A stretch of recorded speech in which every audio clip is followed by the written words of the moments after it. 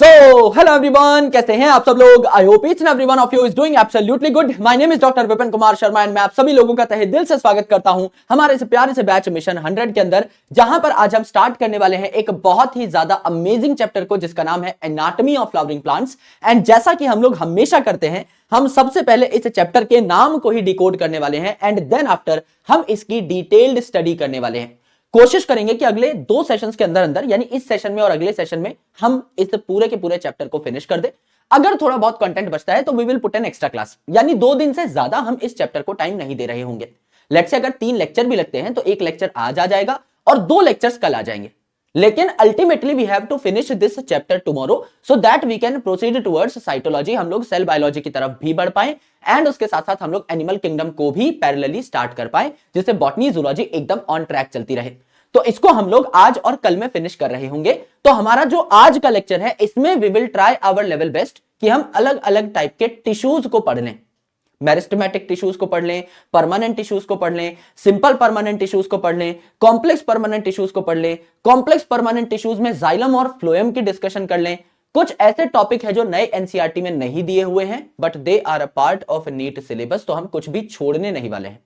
जो भी चीज एक्स्ट्रा भी होगी, लेकिन अगर नीट के सिलेबस में मेंशन है जिससे क्वेश्चन पूछे जाने की प्रोबेबिलिटी है, वो हम लोग आराम से पढ़ रहे होंगे, बैठकर सीख रहे होंगे। कुछ ज्यादा पढ़ने में बुराई नहीं है, कुछ छूटना नहीं चाहिए, बस कुछ वाइड नहीं रह जाना चाहिए, उसका हम लोग पूरा पूरा ध्यान रखेंगे। तो जैसा यहां पर नाम लिखा हुआ है भैया, एनाटॉमी ऑफ फ्लावरिंग प्लांट, हम ऑलरेडी अभी पढ़ के आए हैं morphology of flowering plant. Morphology, morpho यानी एक्सटर्नल अपीयरेंस, लॉजी माने स्टडी। किसी भी प्लांट की एक्सटर्नल अपीयरेंस की अगर आप स्टडी कर रहे हैं, ऐसी चीजें जो आप एक्सटर्नली देख सकते हैं, उनकी अगर आप स्टडी कर रहे हैं, then that is basically morphology. And flowering plant की अगर आप बात कर रहे हैं, then you are talking about angiosperms over here. आप ऐसे प्लांट्स की बात कर रहे हैं जहां पर आपको फ्लावर उगते हुए दिखाई देते हैं। तो फ्लावरिंग प्लांट की 3 विशेषताएं थी, एंजियोस्पर्म्स की 3 खास स्पेशलिटीज थी। सबसे पहला कि इनमें आपको देखने को मिलेगा फ्लावर, इसीलिए इन्हें फ्लावरिंग प्लांट कहा गया। दूसरा, यहां आपको देखने को मिलेगा फ्रूट यानी फल। जिम्नोस्पर्म्स में सीड्स नेकेड थे, यानी उनके ऊपर कोई फ्रूट नहीं था, लेकिन when it comes to angiosperm, यहां पर आपके सीड्स के ऊपर फ्रूट भी देखने को मिलता है, यानी एंजियोस्पर्म्स जो होते हैं उनमें फूल भी मिलता है, फल भी मिलता है। And third most important thing, double fertilization नाम का एक प्रोसेस भी यहां पर देखने को मिलता है। तो हम जब sexual reproduction of flowering plant पढ़ेंगे, उस टाइम पर यह चीज भी मैं आपको डिटेल में कवर करवा रहा हूंगा। Now what is anatomy? Anatomy is basically the discussion of internal organisation. अब आपने रूट को बाहर से तो देख लिया भैया मॉर्फोलॉजी में, अब उसके अंदर इंटरनल ऑर्गेनाइजेशन कैसी है यह आपको जानना है। यानी एक रूट को आपने काट के देखा और आपने देखा कि उस रूट में कितने अलग अलग टाइप के सेल्स पाए जा रहे हैं और वो सेल्स किस तरीके से अरेंज्ड है। बाहर कौन सा लेयर है सेल का, अंदर कौन सा लेयर है सेल का, बीच में कौन से लेयर से आपके सेल के, ये सारी चीजें जब आप देख रहे होते हैं, दैट इज बेसिकली एनाटॉमी। यानी अब हम लोग रूट, स्टेम, लीफ की डिस्कशन कर चुके हैं ऑलरेडी मॉर्फोलॉजी में। अब हम मोनोकॉट्स और डाइकॉट्स की रूट्स को, स्टेम्स को और लीव्स को काट काट के देखेंगे कि इनके अंदर सेल्स किस तरीके से अरेंज्ड होते हैं और कितने अलग अलग टाइप के सेल्स मोनोकॉट की रूट में, डाइकॉट की रूट में, मोनोकॉट की स्टेम में, डाइकॉट की स्टेम में, मोनोकॉट की लीफ में, डाइकॉट की लीफ में पाए जा रहे होते हैं।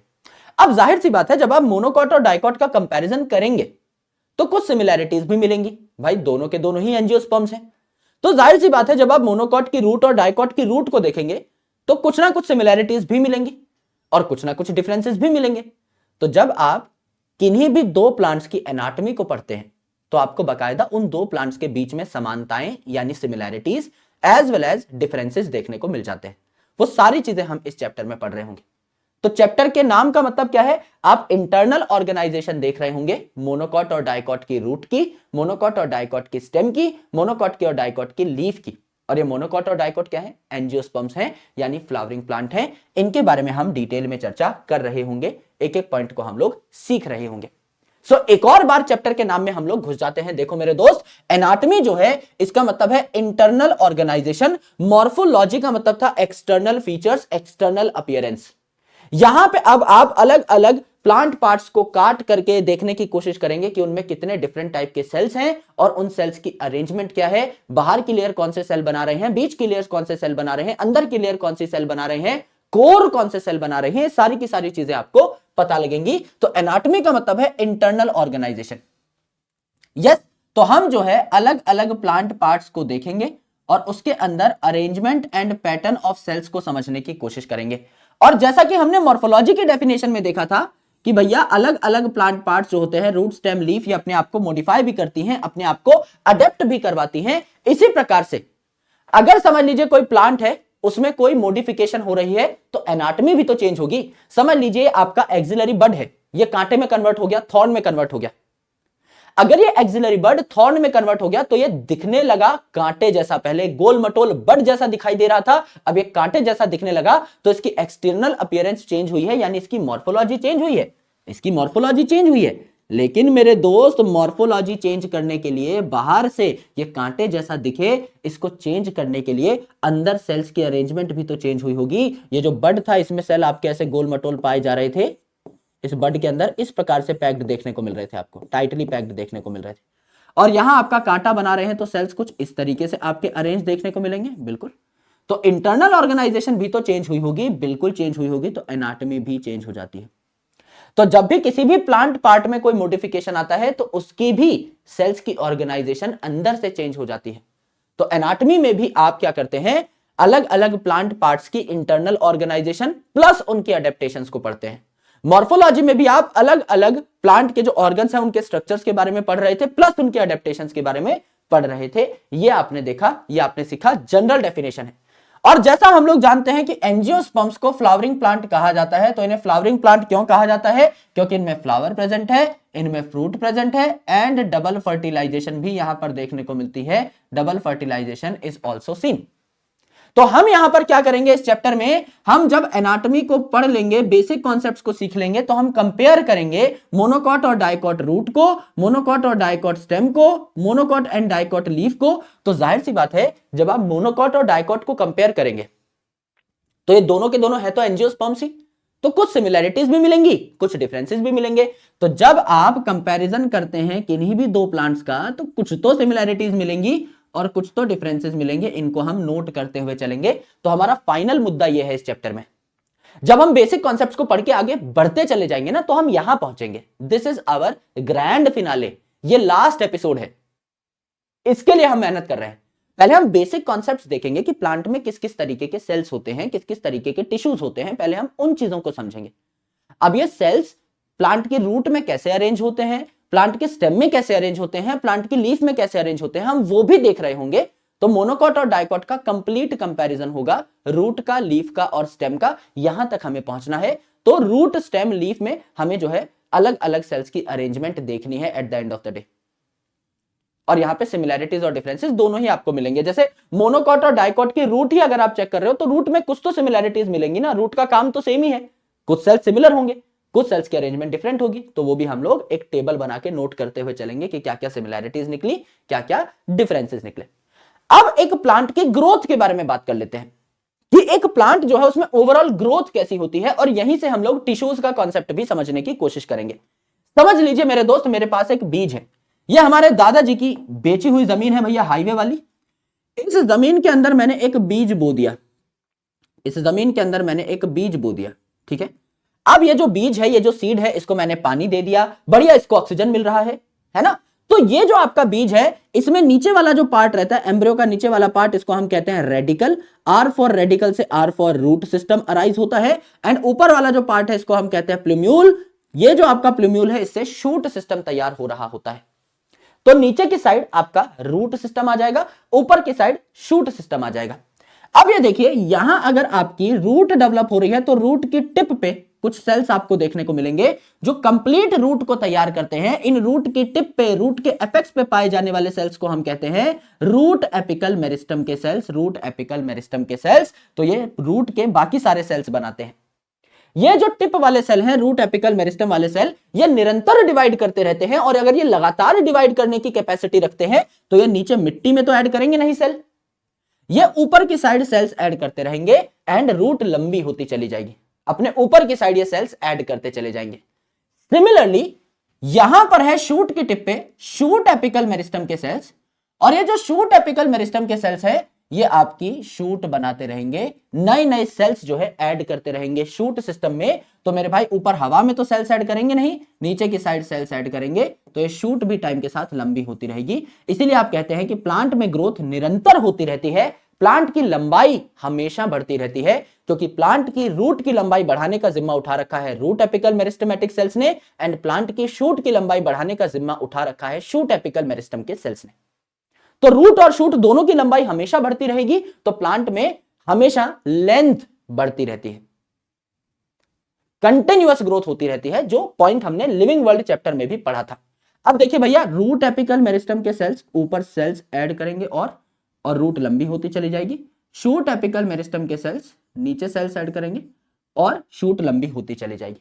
अब इस प्लांट की हाइट इतनी थी, इस प्लांट की हाइट कितनी थी? इतनी थी, यहां तक इतनी थी। अब धीरे धीरे धीरे धीरे शूट लंबी होती चली गई, तो इस प्लांट की लेंथ जो है बढ़ गई, इस प्लांट की लेंथ बढ़ गई, शूट की टिप यहां चली गई, यानी शूट एपिकल मेरिस्टम यहां चला गया। सिमिलरली अब प्लांट की लेंथ इतनी थी, प्लांट की हाइट इतनी थी, यह थोड़ा और लंबा हुआ, शूट की टिप और ऊपर चली गई, शूट एपिकल मेरिस्टम के सेल्स और ऊपर चले गए। पहले प्लांट की लेंथ इतनी थी तो शूट एपिकल मेरिस्टम के सेल्स यहां थे, अब प्लांट की लेंथ इतनी है तो शूट एपिकल मेरिस्टम के सेल्स यहां है। पहले वाला जो पॉइंट था, पहले प्लांट इतना लंबा था ना, ये जो पहले वाला पॉइंट है यहां पे कुछ शूट एपिकल मेरिस्टम के सेल्स छूट जाते हैं पीछे, दे आर लेफ्ट बिहाइंड। मेरे भाई पहले मैं यहां बैठा हुआ था, अब मैं यहां बैठ गया, यहां पे भी कोई ना कोई निशान, कोई ना कोई निशानी मेरी रह जाएगी। तो कुछ हल्के फुल्के सेल्स जो है शूट एपिकल मेरिस्टम के यहां पर रह जाते हैं और बाकी उठ करके ऊपर चले जाते हैं शूट टिप पे। जो यहां पर आपके बचे हैं शूट एपिकल मेरिस्टम के कुछ सेल्स जो यहां पर बच गए, उन्होंने एक्सिलरी बड तैयार कर लिया। और एक्सिलरी बड कहां पाए जाते हैं? लीफ की एक्सिल पे, यानी यहां से आपकी ब्रांच वगैरह निकल सकती है। एक्सिलरी बड आपके ब्रांच में कन्वर्ट हो रहे थे ना, तो बीच में, इसीलिए पेड़ में बीच बीच में से ब्रांच निकल रही होती है, क्योंकि पहले प्लांट की हाइट इतनी थी तो यहां पर आपके कुछ सेल्स छूट गए शूट एपिकल मेरिस्टम के, जिन्होंने एक्सिलरी बड बना लिया। अब प्लांट की हाइट इतनी थी तो यहां पर भी कुछ आपके सेल्स छूट गए, जिन्होंने फिर एक्सिलरी बड बना लिया, और एक्सिलरी बड फिर क्या कर सकता है? ब्रांच में कन्वर्ट हो सकता है। तो ये एक्सिलरी बड जो है ये भी आपका किसी ब्रांच में कन्वर्ट हो जाएगा, ये एक्सिलरी बड जो है ये भी किसी ब्रांच में कन्वर्ट हो जाएगा। और ऐसे करते करते धीरे धीरे जब प्लांट अपनी हाइट बढ़ाता रहेगा तो एक्सिलरी बड्स जो है बीच बीच में ब्रांचेस तैयार करते रहेंगे। शूट की टिप पे होगा शूट एपिकल मेरिस्टम, रूट की टिप पे होगा रूट एपिकल मेरिस्टम। तो यहां पर आप एक नोट देख सकते हैं, व्हेन शूट ग्रोज, जब शूट ग्रो कर रही है, धीरे धीरे अपनी हाइट को बढ़ा रही है, some cells of shoot apical meristem are left behind. जहां पर पहले हाइट थी इस प्लांट की, वहां पर कुछ सेल्स छूट जाते हैं शूट एपिकल मेरिस्टम के, और ये क्या बना लेते हैं? ये आपका एक्सिलरी बड बना लेते हैं। और इस एक्सिलरी बड का काम क्या होता है? अलग अलग ब्रांचेस तैयार करना। तो अलग अलग डालियां, अलग अलग ब्रांचेस यहां पर निकल रही होती हैं इन पॉइंट से। एंड यही हमने सीखा कि एक प्लांट जब ग्रो करता है तो अलग अलग ब्रांचेस कैसे बनते हैं। तो रूट का काम है नीचे की साइड जाना, वाटर मिनरल एब्जॉर्ब करना, और रूट बनाने का काम किसका है? रूट के सारे सेल्स किसने बनाए? रूट एपिकल मेरिस्टम ने। शूट का काम है प्लांट को सपोर्ट देना, इस पे ब्रांचेस आएंगी। ये शूट बनाने का काम किसका है? शूट एपिकल मेरिस्टम के सेल्स का। जब शूट ग्रो करती है तो आपके बीच बीच में कुछ शूट एपिकल मेरिस्टम के सेल्स छूट जाते हैं, दे आर लेफ्ट बिहाइंड। इन्हें हम कहते हैं क्या? इन्हें हम कहते हैं एक्सिलरी बड्स। और ये जो एक्सिलरी बड है ये फिर अलग अलग ब्रांचेस को तैयार कर रहे होते हैं। ये हमने देखा, ये हमने जाना। This is the growth of plant. अब एक बहुत अच्छा कंसेप्ट है कि हाउ मेरिस्टेमेटिक सेल्स डिवाइड। अब हमें पता है रूट के टिप पे पाए जा रहे हैं रूट एपिकल मेरिस्टम के सेल्स, शूट के टिप पे पाए जा रहे हैं शूट एपिकल मेरिस्टम के सेल्स। दोनों के दोनों मेरिस्टेमेटिक सेल्स हैं। अब ये क्या है? मेरिस्टेमेटिक सेल है तो इनका काम है निरंतर डिवाइड करना। चैप्टर मॉर्फोलॉजी में भी आपको पढ़ाया गया था, जब हम रीजन्स ऑफ रूट पढ़ रहे थे उस टाइम पर बताया गया था कि रूट में एक रीजन है, रीजन ऑफ मेरिस्टेमेटिक एक्टिविटी, जहां छोटे छोटे गोल मटोल से सेल्स हैं जो कि बहुत टाइटली पैक्ड है, और इनमें अच्छा खासा डेंस प्रोटोप्लाज्म है, खूब सारा खाने पीने का मटेरियल है, बड़ा सा न्यूक्लियस है, आस पड़ोसियों से इनकी अच्छी बात है, यानी प्लाज्मोडेस्मेटल कनेक्शंस इनमें अबंडेंट है, और बहुत पतली सी सेल वॉल है क्योंकि ये निरंतर डिवाइड करते रहते हैं। So how do they divide and make new cell? समझ लीजिए एक रूट है, ये प्लांट की आपकी रूट है, इस रूट में मैंने कहा 1000 आपके मेरिस्टेमेटिक सेल्स है, 1000 मेरिस्टेमेटिक सेल्स है। मैं कह रहा हूं ये 1000 के 1000 मेरिस्टेमेटिक सेल्स अगर डिवाइड करेंगे तो कितने नए सेल्स बन जाएंगे, 2000 सेल्स बन जाएंगे। सर एक सेल के डिवाइड होने से 2 सेल बने, 2000 सेल्स बन गए। अगर ये 2000 सेल्स बन गए तो खेल खत्म। अब हमारे पास नया बनाने के लिए कुछ भी नहीं है। मेरे पास 1000 मेरिस्टेमेटिक सेल्स थे और उससे मैंने 2000 मेरिस्टेमेटिक सेल्स की डिवीजन कराई, 1000 मेरिस्टेमेटिक सेल्स की डिवीजन कराई, 2000 नॉर्मल सेल्स बन गए। बस खेल खत्म, मेरिस्टेमेटिक सेल खत्म। क्या ये बड़ी अच्छी बात हो गई? अब आगे मुझे रूट में और सेल्स की जरूरत पड़ेगी। मैं कह रहा हूं मुझे भैया 5000 सेल्स की और जरूरत है। कहां से लेके आऊंगा मैं? नहीं लेके आऊंगा, है ही नहीं मेरे पास। मैं कह रहा हूं 10,000 सेल्स की मुझे जरूरत पड़ गई, रूट बनाने के लिए मुझे 10,000 नए सेल्स चाहिए। कहां से लेके आऊंगा? नहीं लेके आ पाऊंगा, मेरिस्टेमेटिक सेल ही खत्म हो गए। ऐसा नहीं होता है। ऐसा नहीं है कि जितने भी मेरिस्टेमेटिक सेल हैं डिवाइड करेंगे और खत्म हो जाएंगे। इनमें एक पावर होती है, the power of self perpetuation, यानी the power of self regeneration. अर्थात ये जो 1000 मेरिस्टेमेटिक सेल्स हैं ये वापस आते रहते हैं। गुरुजी कैसे वापस आते रहते हैं बता दो ना, एक बार अभी बता देता हूं, आराम से सुनिएगा, प्यार से समझने की कोशिश करेगा इस कंसेप्ट को। ये आपका एक गोल मटोल सेल है जिसको हम मेरिस्टेमेटिक सेल कह रहे हैं। ये डिवाइड करता है कंटिन्यूअसली एंड नए सेल्स बनाता है, आपके प्लांट में नए सेल्स ऐड करता रहता है। रूट एपिकल मेरिस्टम का सेल है तो रूट बनाएगा, शूट एपिकल मेरिस्टम का सेल है तो शूट बनाएगा। समझ लीजिए रूट की टिप पे पाए जाने वाला सेल है रूट एपिकल मेरिस्टम का सेल है। जब यह डिवाइड करेगा तो क्या एक जैसे ही 2 सेल्स बना लेगा, खुद जैसे ही 2 सेल्स बना लेगा? बिल्कुल। तो इसने डिवीजन किया, खुद जैसे 2 सेल्स बना लिए, इसे सेल डिवीजन हमने कहा। अब ये 2 सेल्स बने हैं एक जैसे, इसमें से एक वापस आ जाएगा, दोबारा से मेरिस्टेमेटिक हो गया, तो हमारी टंकी खाली नहीं हुई। एक मेरिस्टेमेटिक सेल से हमने शुरुआत की थी, ये वापस आ गया, इसे कहते हैं सेल्फ रीजनरेशन या सेल्फ परपेचुएशन। मेरिस्टेमेटिक सेल का घाटा नहीं हुआ, meristematic cell as it is वापस आ गया। कोई घाटे में नहीं है हम लोग, कोई नुकसान नहीं हुआ। एक मेरिस्टेमेटिक सेल से शुरुआत की थी, एक मेरिस्टेमेटिक सेल झटपट वापस आ गया, कोई घाटा नहीं हुआ है। दूसरा वाला जो था ये प्लांट में ऐड हो गया। भाई एक तो पहले से था ही, ये वापस आ गया, एक ऐड हो गया प्लांट में। इसको हम मैच्योर करके डिफरेंशिएट करके नाम में ही क्या रहा है, डिफरेंशिएट यानी डिफरेंट करके कोई अलग प्रकार का सेल बना देंगे, कोई काम धंधा पकड़ा देंगे इसको। जैसे इसको मैं चेंज कर दूंगा एंड मॉडिफाई कर दूंगा and it will become permanent. तो मेरिस्टेमेटिक सेल्स मतलब ऐसे सेल्स जो लगातार डिवाइड करते रहते हैं। परमानेंट सेल मतलब अब ये परमानेंट हो गया, अब इनको कोई काम धंधा पकड़ा दिया गया है, अब ये वही काम करेंगे जो इनको सौंपा गया है, अब ये डिवाइड नहीं करते, they have lost the capacity of division. तो ये परमानेंट सेल जो होते हैं they do not usually divide, यानी they have lost the capacity of division. ये अब फर्दर डिवाइड नहीं करते हैं, इनको एक काम धंधा पकड़ा दिया है हमने, डिफरेंशिएट कर दिया है। समझ लीजिए मैंने फाइबर बना दिया है, पतला लंबा बाल जैसा फाइबर बना दिया है। तो ये पतला लंबा बाल जैसा फाइबर है, इसके पॉइंटेड एंड्स होते हैं। देखिए जो एंड है ये टेपर्ड है, जैसे किसी ने पिचका दिए हो। एंड्स जो है ये आपके क्या है, टेपर्ड है, जैसे किसी ने पिचका दिया हो। करेक्ट। तो लॉन्ग स्लेंडर, यानी स्लेंडर का मतलब ही होता है पतला और लंबा, तो लॉन्ग थिन स्लेंडर जो है टेपर्ड एंड वाला मुझे फाइबर देखने को मिला। मैंने इस गोल मटोल से सेल को फाइबर में कन्वर्ट कर दिया, तो एक सेल तो मेरे पास एज इट इज वापस आ गया। देखो दोस्त क्या हुआ, आराम से देखिए, समझ लीजिए मेरे पास एक सेल है, ये दिस इज एक सेल। इस एक सेल को मैंने डिवाइड किया तो 2 सेल बन गए। ये तो मेरे पास वापस आ ही गया, मैंने सिर्फ ये एक सेल ही तो ऐड किया है प्लांट में, ये तो मेरे पास पहले से था ही। इस एक सेल से मैंने शुरुआत की थी, इस एक सेल से मैंने शुरुआत की थी, ठीक है। अब मेरे पास 2 सेल बन गए, ये अपने काम धंधे पे निकल गया जो पहले वाला था, है ना, और ये परमानेंट हो गया। एक सेल ही तो मैंने ऐड किया है प्लांट में, ये जो सेल ऐड हुआ इसको मैंने कोई काम धंधा पकड़ा दिया है, इसको मैंने डिफरेंशिएट मैच्योर करा दिया है, इसे मैं परमानेंट सेल कहता हूं। और ये जो वापस चला गया मेरे भाई रीजनरेट होके, ये दोबारा से डिवाइड करेगा, फिर से 2 सेल बनाएगा, दोबारा से डिवाइड करके प्लांट में सेल्स ऐड करेगा, इसे मैं मेरिस्टेमेटिक सेल कहता हूं। यानी मेरिस्टेमेटिक सेल में कैपेबिलिटी है डिवीजन करने की, लगातार डिवाइड करने की, इसीलिए ये जो है प्लांट में सेल ऐड करते रहते हैं और उनको हम परमानेंट कर करके प्लांट में जोड़ते चले जाते हैं। तो स्मॉल सेल्स होते हैं बिकॉज छोटा सा होता है रीजन ऑफ मेरिस्टेमेटिक एक्टिविटी, उसी में हजारों सेल भरे हुए होते हैं तो इनका साइज स्मॉल है। लार्ज न्यूक्लियस होता है जिससे कि सेल पे कंट्रोल स्थापित किया जाए, क्योंकि न्यूक्लियस को ही ब्रेन ऑफ द सेल कहा जाता है। तो लार्ज न्यूक्लियस होता है जिससे सेल को लगातार डिवाइड कराया जा सके, उसकी एक्टिविटीज को कंट्रोल किया जा सके। थिन सेल वॉल होती है, पतली सेल वॉल, जिससे कि सेल डिवीजन आसानी से हो जाए, बहुत पक्की सेल वॉल ना हो सेल के ऊपर। अबंडेंट प्लाज्मोडेस्मेटल कनेक्शंस होते हैं, आस पड़ोसियों से अच्छी बातचीत होती है, आदान प्रदान होता रहता है केमिकल्स का।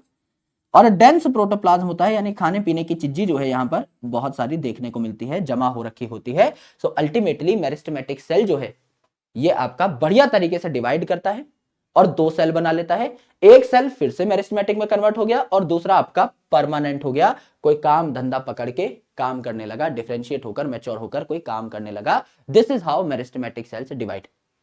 इसलिए आप कह सकते हो कि प्लांट में कंटिन्यूअस ग्रोथ होती रहती है, क्योंकि मेरिस्टेमेटिक सेल्स कभी खत्म नहीं होते, ये अपने आप को रीजनरेट करते रहते हैं, ये अपने आप को सेल्फ परपेचुएट करते रहते हैं। इनकी एक खास कैपेबिलिटी है जो आपने यहां पर देखी।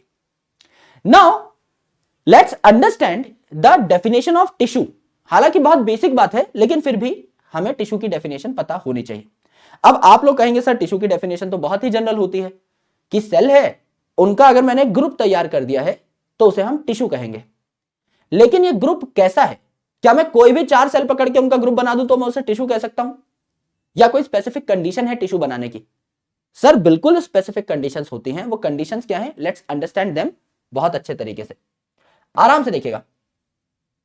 टिश्यू का मतलब है ग्रुप ऑफ सेल। सर यही बात तो हम कह रहे थे मेरे भाई, ग्रुप ऑफ सेल जिनमें क्या क्या आपका देखना है, आपको ओरिजिन देखना है, इन सेल्स का फंक्शन देखना है एंड स्ट्रक्चर देखना है।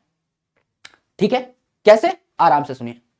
ओरिजिन का मतलब कि ये जो सेल्स है जो कि एक टिश्यू बना रहे हैं, इन सेल्स का ओरिजिन क्या ये सेम प्रकार के सेल्स से ही बने हैं? इनके जो पेरेंट सेल थे क्या वो सेम थे? अब जैसे अगर आप देखें रूट के जितने भी सेल हैं ये रूट एपिकल मेरिस्टम सेल्स ने बनाए, शूट के जितने भी सेल्स हैं शूट एपिकल मेरिस्टम सेल्स ने बनाए। तो शूट का कोई टिश्यू है अगर, तो क्या उसके सारे cells shoot apical meristem cells ने बनाए होंगे? बिल्कुल।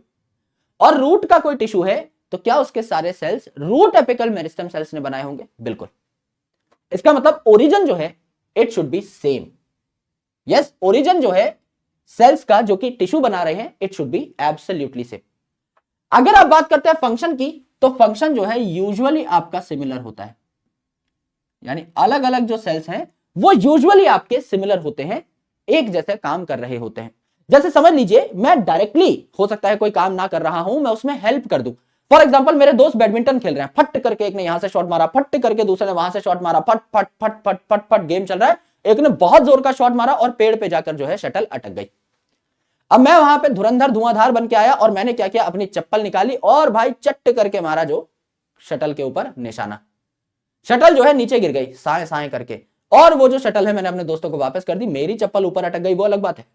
लेकिन I am a helper in this game, I am not playing the game but I am helping in the game. तो मेरा कोई डायरेक्ट रोल नहीं है, लेकिन फंक्शन हम सब सेम ही कर रहे हैं। अब कोई बोलेगा भैया क्या करके आए हो? खेल के आए हैं, मम्मी खेलने गया था। अब कोई ये नहीं बताएगा कि हाँ भैया हम तो चिड़िया उतार रहे थे चप्पल चप्पल मार मार के, हम खेल ही रहे थे, हम सारा झुंड जो है दोस्तों का ग्रुप हम खेल रहे थे, हम बकैती काट रहे थे, हम टाइम पास कर रहे थे। दिस इज द थिंग जो कि हम कर रहे थे। तो फंक्शन सबका सेम ही है, कोई ज्यादा कंट्रीब्यूट कर रहा है, कोई कम कंट्रीब्यूट कर रहा है, कोई सिर्फ हेल्पर का काम कर रहा है, जस्ट अवेलेबल है कि हाँ भाई मॉरल सपोर्ट है ना। रणबीर कपूर जो है गंडासा लेके लड़ रहा है, कच कच कच कच कच, पीछे पंजाबी भैया गाना गा रहे हैं, खड़ विच डांग खड़ के, वो भी सपोर्ट है ना, बढ़िया सुर में मारे जा रहे हैं दुश्मन। तो दिस इज ऑल्सो इंपॉर्टेंट कि भैया मैं लड़ नहीं रहा हूं, वहां पर जो उनके सरदार भाई थे वो लड़ नहीं रहे थे, लेकिन जो सुरताल दिया उससे मोटिवेशन तो आई ना। बैकग्राउंड म्यूजिक इतना तगड़ा बजेगा तो 4-5 आदमी तो भाई रणबीर कपूर यूं ही काट देगा भैया, हाथ से ही मुंडी मरोड़ देगा 4-5 की। तो वही हुआ। So they are not fighting directly but they are being participants कि हाँ हम खड़े हैं भैया, हम तुम्हारे पीछे हैं, हम तुम्हारी मदद कर देंगे, है ना, जरूरत पड़ेगी तो। तब तक तुम एक गाना सुनो, तगड़ा सा एक गाना हो जाए बढ़िया सा मूवी में। तो इस प्रकार से फंक्शन जो है यूजुअली एक टिश्यू के जो सेल्स हैं यूजुअली उनका सिमिलर होता है, सब मिलकर एक काम कर रहे होते हैं या एक काम के प्रति थोड़ा बहुत योगदान दे रहे होते हैं। स्ट्रक्चर ये इंपॉर्टेंट है। अब हमें लगता है कि स्ट्रक्चर हमेशा सेम होता है एक टिश्यू में पाए जाने वाले सेल्स का, पर एक्चुअल में बात यह है कि जो स्ट्रक्चर है इट मे और may not be similar. For example अगर सिंपल टिश्यूज की आप बात करें, जो मैं आपको आज इसी लेक्चर में पढ़ाऊंगा, जैसे पेरेनकाइमा है, कॉलनकाइमा है, स्क्लेरेनकाइमा है, इनमें सारे के सारे सेल्स आइसोडायमेट्रिक होते हैं। आइसोडायमेट्रिक, आइसो मतलब सेम, डायामेट्रिक डायमीटर का साउंड आ रहा है, यानी डायमेंशन या डायमीटर यानी साइज की बात हो रही है, दे आर यूजुअली सेम, सारे सेल्स ऑलमोस्ट एक जैसे दिखाई दे रहे होते हैं।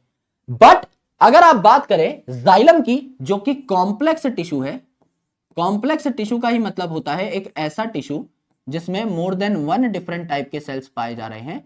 तो कॉम्प्लेक्स टिश्यू है, ये सिंपल टिश्यू नहीं है। तो इसमें 4 अलग अलग टाइप के सेल्स पाए जाते हैं, tracheid, vessel, xylem fibre and xylem parenchyma. तो अलग अलग टाइप के दिखाई देते हैं। फॉर एग्जाम्पल अगर रफ डायग्राम बना दूं, ट्रैकीड आपको कैसे दिखाई देगी? ट्रैकीड आपको कुछ ऐसे दिखाई देगी, एक ट्यूब लाइक स्ट्रक्चर है जो कि आपकी पॉइंटेड एंड्स लेकर बैठी हुई है। वेसल की अगर आप बात करें तो आपको एक नलकी जैसी दिखाई देगी, एक पाइप जैसी दिखाई देगी। फाइबर की अगर आप बात करें तो आपको एक बाल जैसा दिखाई देगा। एंड मेरे दोस्त पेरेन्काइमा की अगर आप बात करें तो ये आपके गोल मटोल स्टोरेज वाले सेल्स होते हैं। तो चारों के चारों सेल्स अगर आप देखें तो अलग दिखाई दे रहे हैं। एक ऐसी ट्यूब है जो बीच में से मोटी है और इसके एंड पिचके हुए हैं, एक नॉर्मल पाइप जैसा स्ट्रक्चर है, एक आपका बाल जैसा स्ट्रक्चर है और एक गोल मटोल रोनाल्डो मौशी के फुटबॉल जैसा स्ट्रक्चर है। तो अल्टीमेटली ये चारों के चारों सेल अलग दिख रहे हैं लेकिन बना रहे हैं सारे के सारे जाइलम ही। और यहां पर सारे के सारे सेल्स एकदम सेम दिखाई दे रहे हैं। तो this is a simple tissue, this is a complex tissue. तो स्ट्रक्चर जो है सेल्स का, जो एक टिश्यू बना रहे हैं, हो सकता है ये सिमिलर हो सकता है ये डिसिमिलर हो, लेकिन फंक्शन यूजुअली सिमिलर होता है। ओरिजिन शुड बी 100% सिमिलर, ये तो सिमिलर होना ही चाहिए, इट शुड बी सिमिलर। एकदम बेसिक लेवल से भाई, टिश्यू की डेफिनेशन पे इतना टाइम लगा दिया, सोच के देखिए। यानी आज के बाद कोई पूछे sir what is the definition of tissue? Tissue is a group of cells, जो कि हमें पता है, which should be absolutely similar in origin, should be usually performing same function or similar function, and they may or may not be similar in their shape and sizes. हो सकता है same हो सकता है सेम ना हो, अलग अलग प्रकार की कंडीशन शेप और साइजेस में देखने को मिल सकती है, डायमेंशन में देखने को मिल सकती है। यह है प्लांट टिश्यू की डेफिनेशन। अब प्लांट टिश्यू को हम लोगों ने दो कैटेगरी में फाड़ दिया, तोड़ दिया। ये जो दो कैटेगरीज हैं इनको बहुत गौर से सुनेगा। On the basis of division capability, on the basis of division capability कि ये जो सेल हैं ये डिवाइड कर भी सकते हैं या नहीं, हमने सेल्स को दो प्रकार में, या टिश्यूज को सॉरी, दो प्रकार में डिवाइड कर दिया। एक मेरिस्टेमेटिक टिश्यू, एक आपका परमानेंट टिश्यू। नाम से ही चीजें समझ में आ रही है, नाम को डिकोड कर लीजिए। मेरिस्टेमेटिक टिश्यू मतलब they have capability to divide, ऐसे सेल्स यहां पर होंगे जो लगातार डिवाइड कर सकते हैं, निरंतर डिवाइड कर सकते हैं। एंड मेरे दोस्त दूसरे हैं परमानेंट टिश्यू, जो कि लॉस्ट कर चुके हैं अपनी कैपेबिलिटी ऑफ डिवीजन को, यानी ये अब डिवाइड नहीं कर सकते, इनको एक काम धंधा पकड़ा दिया गया है, इनको मैच्योर कर दिया गया है, इनको डिफरेंशिएट कर दिया गया है, ये अब कुछ और नहीं करेंगे। इनको जो काम पकड़ाया गया है, जो काम सौंपा गया है, सिर्फ ये वही कर रहे होंगे और कुछ भी नहीं। यानी आपको यहां पर क्या देखना है मेरे दोस्त, मेरे भाई, आपको यहां पर देखना है कि पूरे प्लांट में दो प्रकार के टिश्यूज हैं। पहला मेरिस्टेमेटिक टिश्यू, ऐसे टिश्यूज जिनके सेल्स लगातार डिवाइड करते हैं। एक परमानेंट टिश्यू, यानी ऐसे टिश्यू जो कि आपके डिवाइड नहीं करते। मेरिस्टेमेटिक सेल्स नहीं डिवाइड होकर परमानेंट सेल्स बनाए हैं, अब ये डिवाइड नहीं करते हैं, इनको एक काम धंधा पकड़ा दिया गया है, इनको डिफरेंशिएट या मैच्योर कर दिया गया है। ठीक है, अब when it comes to meristematic tissue, तो दो प्रकार की आपकी मेरिस्टम्स होती हैं, या दो प्रकार के आपके मेरिस्टेमेटिक टिश्यू होते हैं। सबसे पहले प्राइमरी मेरिस्टम, यानी वो मेरिस्टम जो कि प्लांट की हाइट बढ़ाते हैं। प्राइमरी मेरिस्टम मतलब जो प्लांट में पहले आते हैं, प्राइमरी यानी पहले। और सेकेंडरी मेरिस्टम, जिनको हम लेटरल मेरिस्टम भी कहते हैं या सिलेंड्रिकल मेरिस्टम भी कहते हैं, क्योंकि प्लांट की मोटाई बढ़ाते हैं, तो इन्हें हम सिलेंड्रिकल मेरिस्टम भी कह रहे होते हैं। ये प्लांट की मोटाई बढ़ा रहे होते हैं, ये बाद में आते हैं। समझ लीजिए आपने जमीन में एक बीज बोया, अगर आपने जमीन में एक बीज बोया तो वो बीज जो है अंकुरित होगा और पहले प्लांट आपका लंबा होता चला जाएगा, हरा भरा प्लांट जो है अपनी बॉडी तैयार करेगा, उसमें लकड़ी का मोटा तना नहीं आएगा। पहले प्लांट पहले अपनी लेंथ बढ़ाता है, हाइट बढ़ाता है, क्योंकि इनिशियली प्लांट में प्राइमरी मेरिस्टम पाई जाती है। और उसके बाद जब प्लांट ठीक ठाक मैच्योरिटी अटेन कर लेता है, उस टाइम पर उसमें लकड़ी का तना बनना शुरू होता है, तो प्लांट जो है लिटरली ग्रो करता है। यानी पहले प्लांट अपनी लंबाई बढ़ा रहा था, अपनी लेंथ इंक्रीज कर रहा था, बाद में लिटरली यानी साइड में ये फैलने लगा, यानी चौड़ा होने लगा, यानी मोटा होने लगा, तो इसे कहा लिटरल मेरिस्टम, क्योंकि लिटरल ग्रोथ करा रही है, ये साइड में मोटापा बढ़ा रही है। एंड इसे सिलेंड्रिकल मेरिस्टम भी कहा, क्योंकि एक जो आपकी स्टेम होती है प्लांट की, जो तना होता है वो सिलेंड्रिकल सा होता है, उसकी और मोटाई बढ़ रही है, यानी सिलेंडर और मोटा होता चला जा रहा है। समझ लीजिए हमारे पास यहां पर एक ग्लास है, अगर ये ग्लास है, ये सिलेंड्रिकल ग्लास है, राइट, इसी शेप को हम लोग सिलेंडर कहते हैं, करेक्ट। अगर ये ग्लास की मोटाई मैं और बढ़ा दूं तो ये और बड़ा सिलेंड्रिकल हुआ ना, तो सिलेंडर जो है और बड़ा हो गया, तो हम सिलेंड्रिकल ग्रोथ इसे कह सकते हैं कि भाई सिलेंडर की मोटाई और बढ़ती जा रही है, चौड़ाई और बढ़ती जा रही है, it is called as cylindrical growth. तो इसे सिलेंड्रिकल मेरिस्टम, लिटरल मेरिस्टम या सेकेंडरी मेरिस्टम कह दिया। जब एक प्लांट में लकड़ी का तना बनना शुरू हो जाए, इसका मतलब सेकेंडरी ग्रोथ होना शुरू हो गई है।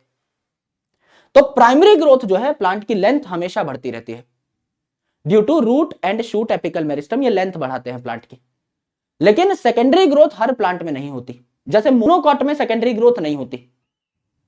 यह आपके डाइकॉट का एक फीचर है। सेकेंडरी ग्रोथ आपके डाइकॉट प्लांट में देखने को मिलेगी और कुछ हायर लेवल के जिम्नोस्पर्म्स में देखने को मिलेगी, जहां मोटे मोटे तने होते हैं पेड़ों में। जैसे सिकोआ गाइगेंटिका जो हमने पढ़ा था, it's the giant redwood tree, उसका तना बहुत मोटा है, उसमें सेकेंडरी ग्रोथ हुई है, कईयों में नहीं भी होती है, राइट। तो मोनोकॉट्स में यूजुअली सेकेंडरी ग्रोथ नहीं होती, कुछ हायर जिम्नोस्पर्म्स में एंड डाइकॉट्स में सेकेंडरी ग्रोथ देखने को मिल रही होती है।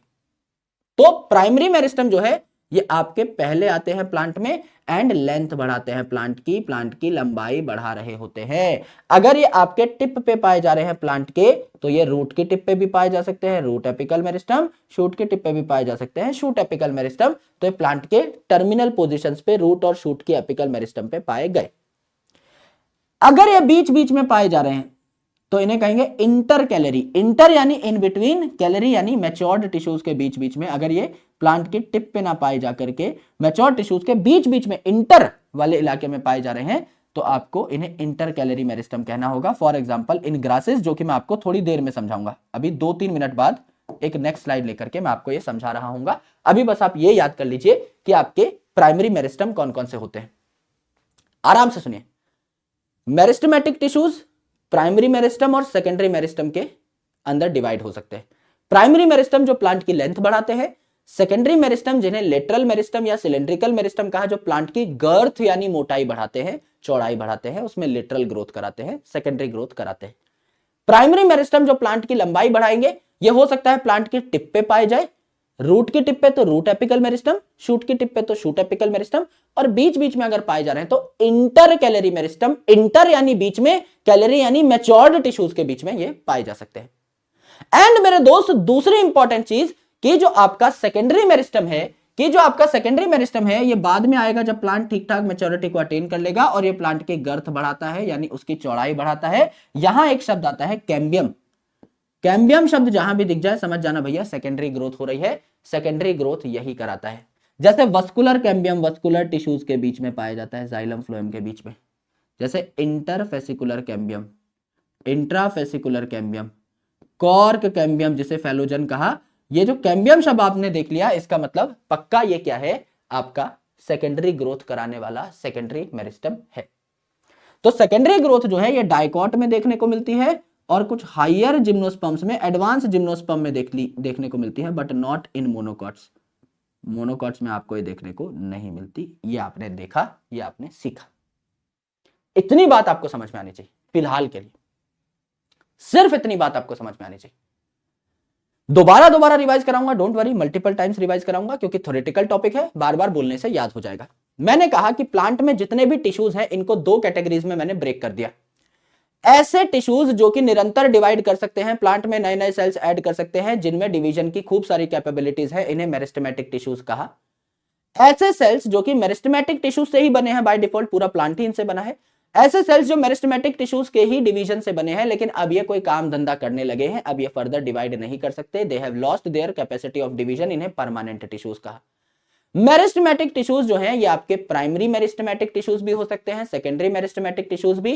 प्राइमरी मेरिस्टेमेटिक टिश्यू जो प्लांट में पहले आए थे, जो प्लांट की लेंथ बढ़ाते हैं, अब ये प्लांट की टिप पे भी पाए जा सकते हैं, जैसे रूट एपिकल और शूट एपिकल मेरिस्टम, जो रूट और शूट की लेंथ बढ़ाएंगे। एंड ये बीच बीच में भी पाए जा सकते हैं, जैसे इंटर कैलरी मेरिस्टम, इंटर यानी बीच में, कैलरी यानी मैच्योर्ड टिश्यूज के बीच में, जैसे कि ग्रासेस में, जो मैं आपको अभी बताऊंगा। एंड मेरे दोस्त, सेकेंडरी मेरिस्टम जो है, इनको पहचानने के लिए एक छोटा सा शब्द है, दैट इज कैम्बियम। चाहे वस्कुलर कैम्बियम हो, इंटरफेसिकुलर कैम्बियम हो, इंट्राफेसिकुलर कैम्बियम हो, कॉर्क कैम्बियम हो, ये सारे आपके सेकेंडरी मेरिस्टम या लेटरल मेरिस्टम हो जाते हैं, जो प्लांट की गर्थ यानी चौड़ाई बढ़ाते हैं। राइट। अब ये जो सेकेंडरी ग्रोथ है ये टॉपिक आपके सिलेबस में नहीं है, तो आपसे हद से हद कैम्बियम का नाम पूछ सकता है, बस इससे अलावा कुछ नहीं पूछेगा। ये हमने देखा। These are your meristematic tissues. तो एक हमारा शब्द रहता है यहां पर इंटर कैलरी मेरिस्टम, ये मैं आपको बता देता हूं। इंटर कैलरी मेरिस्टम जैसा मैंने आपको समझाया, इंटर का मतलब होता है इन बिटवीन यानी बीच में। किस चीज के बीच में? कैलरी यानी मैच्योर्ड टिश्यूज के बीच में। तो समझ लीजिए आपकी कोई घास है, जमीन पे घास उगी हुई है, नीचे है आपकी रूट, ऊपर है आपकी शूट। यहां पर आपका शूट की टिप पे शूट एपिकल मेरिस्टम, रूट की टिप पे रूट एपिकल मेरिस्टम, बीच में जो लाल लाल दिखाई दे रही है inter calorie meristem, mature tissues के बीच बीच में फैले हुए हैं। समझ लीजिए यहां पर जो है आपके पैचेस है इंटर कैलरी मेरिस्टम के। कोई आपका जानवर आया, कोई गधा आया, घोड़ा आया, भेड़ आई, बकरी आई, गाय आई, भैंस आई, खच्चर आया, चर गया ऊपर ऊपर की घास को। अब ये जो घास है इसके ऊपर ऊपर के पार्ट को तो गाय भैंसों ने चर दिया, यानी शूट एपिकल मेरिस्टम तो गई। तो मेरे भाई अब ये रीग्रो कैसे करेगी? अब शूट कौन बनाएगा? शूट एपिकल मेरिस्टम तो गायब हो गई। अब मेरे भाई शूट कौन बनाएगा? यहां बीच बीच में पैचेस में कुछ सेल्स मिल रहे हैं जो कि है इंटर कैलरी मेरिस्टम के सेल। ये दोबारा से क्या करेंगे? आपका जो पार्ट गायब हुआ है उसको रीजनरेट कर देंगे, तो हाइट बढ़ेगी प्लांट की दोबारा से, यानी प्राइमरी मेरिस्टम है ये भी, क्योंकि हाइट बढ़ाता है, गर्थ नहीं बढ़ाता, तो ये आपकी प्राइमरी मेरिस्टम हो जाएगी। एंड दोबारा से लॉस्ट पार्ट रीजनरेट हो जाएंगे। तो ग्रासेस इतनी जल्दी रीजनरेट कैसे कर लेती है? इंटर कैलरी मेरिस्टम की मदद से। तो ये भी लेंथ बढ़ा रहा है, तो ये भी क्या है आपका? प्राइमरी मेरिस्टम हुआ। गर्थ बढ़ा रहा होता, सेकेंडरी ग्रोथ करा रहा होता, तो आपका सेकेंडरी मेरिस्टम ये हो जाता। ये हमने देखा है, इतनी बात हम लोगों ने सीख ली है।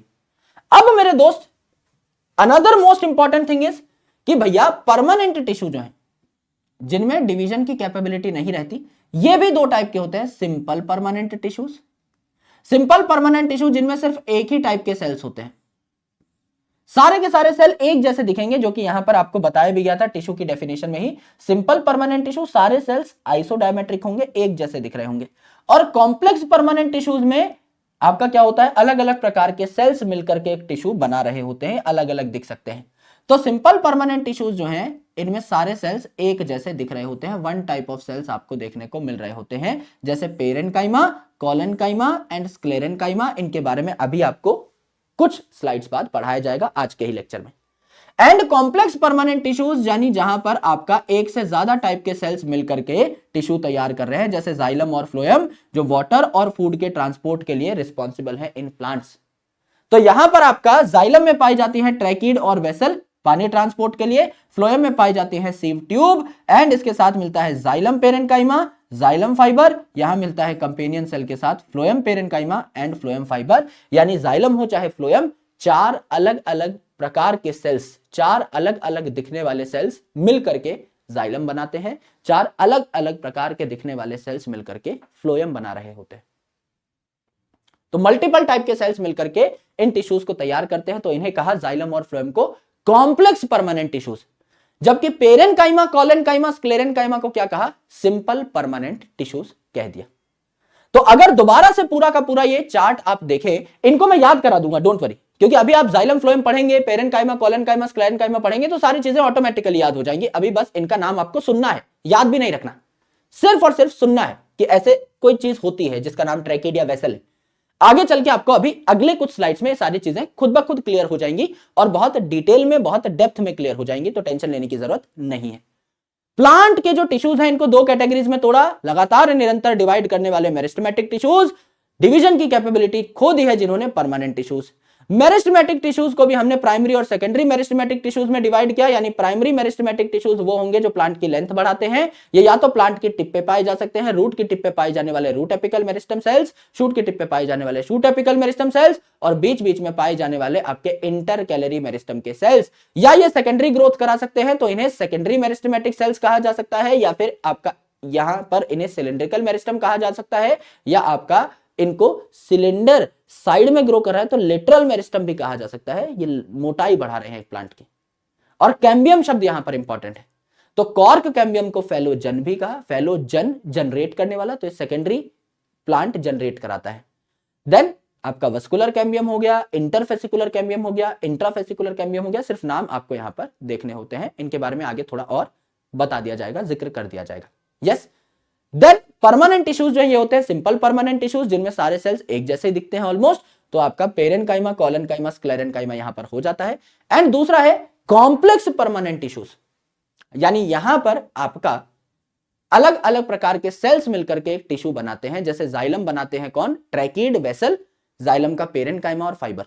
और फ्लोएम बनाते हैं कौन? Sieve tube, companion cell, phloem का पेरेनकाइमा और फ्लोएम का फाइबर। ये चार चार प्रकार के सेल्स मिलकर के जाइलम और फ्लोएम को बना रहे होते हैं। ये हमने देख लिया है यहां तक। इंटरकैलरी मेरिस्टम के बारे में हम पढ़ ही चुके हैं। नाउ हम लोगों को क्या करना है? परमानेंट टिश्यूज के बारे में जानना है। मेरिस्टेमेटिक टिश्यूज के बारे में उतना ही पढ़ना होता है जितना हमने देखा है कि ये छोटे छोटे सेल होते हैं, इनके ऊपर पतली पतली सेल वॉल होती है, इनमें डेंस प्रोटोप्लाज्म होता है, इनमें बड़ा बड़ा न्यूक्लियस होता है। ये आपके रीजन ऑफ मेरिस्टेमेटिक एक्टिविटी में पाए जा रहे होते हैं। ये लगातार डिवाइड कर रहे होते हैं। इनके आस पड़ोसियों से अच्छी बातचीत, बड़ी बातचीत है, यानी प्लाज्मोडेस्मेटल कनेक्शन यहां पर अबंडेंट देखने को मिलते हैं। यही सारी चीजें हमें समझनी होती हैं मेरिस्टेमेटिक सेल्स के बारे में। But when it comes to permanent tissues, तो यहां पर सिंपल परमानेंट टिश्यूज भी हैं, that is parenchyma, collenchyma and sclerenchyma. And इसके अलावा आपके कॉम्प्लेक्स परमानेंट टिश्यूज भी हैं, that is xylem and phloem. एक एक चीज को आपको विद टाइम डिकोड करते रहना पड़ता है। यस, आराम से देखिएगा भाई। सबसे पहले आपने पेरेनकाइमा को डिकोड करना है, पेरेनकाइमा, फिर कोलेनकाइमा, फिर स्क्लेरेनकाइमा। एक एक करके इन सारी चीजों को हम लोग पढ़ रहे होंगे, समझ रहे होंगे। आराम से देखिएगा। पेरेनकाइमा अगर मैं नॉर्मली बताऊं, एक लाइन में बताऊं, प्लांट के अंदर ज्यादातर हर प्लांट पार्ट को देख लो, लीफ को, रूट को, स्टेम को, ज्यादातर जो सेल्स होते हैं पेरेनकाइमा ही होते हैं। ज्यादातर जो सेल्स हैं, क्योंकि लिविंग टिश्यू है, जिंदा है, and it forms major part of plant body. जितने भी ऑर्गन है प्लांट के, उनमें मेजर पार्ट कौन बना रहा होता है? आपका पेरेनकाइमा बना रहा होता है। तो ये जो आपका टिश्यू है, सिंपल टिश्यू है, तो सारे सेल्स एक जैसे दिखाई देंगे। तो यूजुअली ये जो सेल्स है कैसे होते हैं? राउंड होते हैं या ओवल होते हैं, अंडे जैसे, या स्फेरिकल हो सकते हैं, पॉलीगोनल हो सकते हैं। पॉलीगोनल, पॉली का मतलब क्या होता है? मैनी, एंड गॉन का मतलब होता है साइड, तो मैनी साइडेड कह सकते हैं इनको। बहुत सारी साइड हो सकती है। जैसे ये आपका रेक्टेंगल है अगर, तो इसमें 4 साइड हो गई, है ना। ये आपका पेंटागन है अगर, तो इसमें 5 साइड हो गए, 1 2 3 4 5। अगर कोई हेक्सागन है तो उसमें क्या हो गई? आपकी 6 साइड हो गई, 1 2 3 4 5 6, राइट। तो मल्टीपल साइड्स, जैसे यहाँ पे हेक्सागन बना हुआ है, तो देखो 1 साइड है, 2 साइड है, 3 साइड है, 4 साइड है, 5 साइड है, 6 साइड है, तो it is a polygonal shape. यहां पे जो सेल मैंने बनाया है पॉलीगोनल है, यहां पे मैंने राउंड बनाया है। मैं सारे सेल्स आपके ऐसे अंडे जैसे भी बना सकता हूं, ओवल भी बना सकता हूं, मैं आपके ऐसे भी बना सकता हूं, गोलमोल, सर्कुलर भी बना सकता हूं।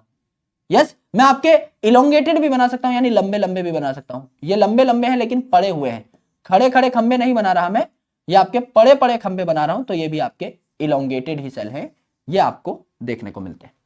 तो अलग अलग शेप हो सकते हैं आपके, लंबे लंबे हो सकते हैं, गोल मटोल हो सकते हैं, अंडे जैसे हो सकते हैं, अलग अलग साइड्स लेकर के बैठे होते हैं, यानी पॉलीगोनल भी हो सकते हैं। लेकिन एक सेल जैसा है, आसपास के सारे सेल्स भी वैसे ही होंगे। इसीलिए इसे क्या कहा? आइसोडायमेट्रिक कहा। आइसोडायमेट्रिक कहा। एक सेल जैसा है, एक टिश्यू के, सिंपल टिश्यू के बाकी सारे सेल भी वैसे ही होंगे। तो एक सेल्स का गुच्छा है, उसमें से एक गोल है तो बाकी सारे को भी गोल होना पड़ेगा, एक पॉलीगोनल है तो बाकी आसपास के सेल्स को भी पॉलीगोनल होना पड़ेगा, तभी वो एक टिश्यू बना पाएंगे, सिंपल टिश्यू बना पाएंगे। यस, सेल वॉल यहां पे थिन है एंड सेल्यूलोज की बनी हुई है। सर ये क्या बड़ी बात हो गई? सेल्यूलोज की तो बनती है प्लांट की सेल वॉल। हाँ, तो हमने कब मना किया? तो सेल्यूलोज की तो होगी ना, पतली सेल्यूलोजिक सेल वॉल यहां पर देखने को मिलती है। आगे जब आप कोलेनकाइमा में एंड स्क्लेरेनकाइमा में बढ़ेंगे तो सेल वॉल में कुछ मॉडिफिकेशंस देखने को मिलेंगी, कुछ हल्के फुल्के चेंजेस देखने को मिलेंगे। यहां ज्यादातर कंटेंट जो है सेल वॉल का, ये क्या है? आपका सेल्यूलोज है। एंड ज्यादातर टाइम क्या होता है? यहां पे राउंड या ओवल सेल्स ही देखने को मिलते हैं, तो बीच बीच में क्या होता है? आपके इंटरसेलुलर स्पेसेस देखने को मिल रहे होते हैं। यहां पर देखिए, अब गोल मटोल सेल्स है ना, तो इनको आप प्रॉपर्ली पैक नहीं कर सकते, बीच में कोई ना कोई स्पेस छूटेगा ही। जैसे यहां पर देखिए, हमारे पास कुछ बैंगल्स है, राइट। अगर मैं इन 3 बैंगल्स को ही आपस में ऐसे एडजस्ट कर दूं, ये 3 बैंगल्स को ही अगर मैं आपस में एडजस्ट कर दूं, तो गौर से देखिएगा, ये 3 बैंगल के बीच में आपको कुछ स्पेस दिखाई दे रहा है, ट्राइंगल सा दिखाई दे रहा है, जिसके बीच में मेरी नाक है अभी, है ना।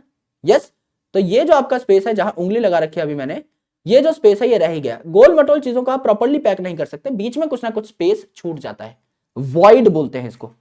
तो इसे इंटर सेलुलर स्पेस कह दिया बायोलॉजी की भाषा में। सेल्स के बीच का space that is inter cellular space, वो यहां देखने को मिल सकता है, यहां देखने को मिल सकता है। अगर किसी सिंपल परमानेंट टिश्यू के बीच में इंटर सेलुलर स्पेस देखने को मिल रहा है, इसका मतलब वो पेरेन्काइमा है।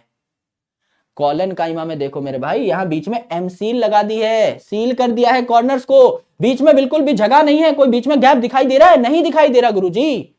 और स्क्लेरेनकाइमा है, इसमें भी बीच में गैप नहीं दिखाई देगा। अगर आपको गैप दिखाई दे रहा है, कोई पूछ ले आपसे कि भाई मेरे पास सेल्स हैं, उनको मैंने पैक किया, बीच में थोड़ा बहुत गैप दिखाई दे रहा है, बताओ किस टाइप का सिंपल परमानेंट टिश्यू है? क्या ये कॉलेनकाइमा है, क्या ये स्क्लेरेनकाइमा है, क्या ये पेरेन्काइमा है? गुरुजी पक्का पेरेन्काइमा है। चाहे थोड़ा ही इंटरसेलुलर स्पेस है, लेकिन है तो सरी, बाकियों में तो छोटी मोटी जगह भी नहीं होती बीच में। यहां आपको कम से कम थोड़ी बहुत जगह तो देखने को मिल रही है। यस गुरुजी, देखने को मिल रही। करेक्ट। काम इसके क्या है? काम है इसके S3, काम है इसके S3 अर्थात सिंथेसिस। यानी भैया इसमें क्लोरोप्लास्ट पाए जाएंगे, तो खाना बनाने वाले सेल्स हैं ये, खाना भी बनाएंगे। अब खाना बनाएंगे तो कुछ खुद के लिए स्टोर भी करेंगे, अलग अलग खाना और अलग अलग मटेरियल स्टोर कर सकते हैं। एंड मेरे दोस्त सिक्रीशन, यानी जो मटेरियल इन्होंने स्टोर कर रखा है, इसको सिक्रीट करके किसी और सेल को भी दे सकते हैं। तो 3 काम है इसके, सिंथेसिस, स्टोरेज, सिक्रीशन। खाना बनाओ, खाना स्टोर करो, एक्स्ट्रा बच गया बाहर भेज दो।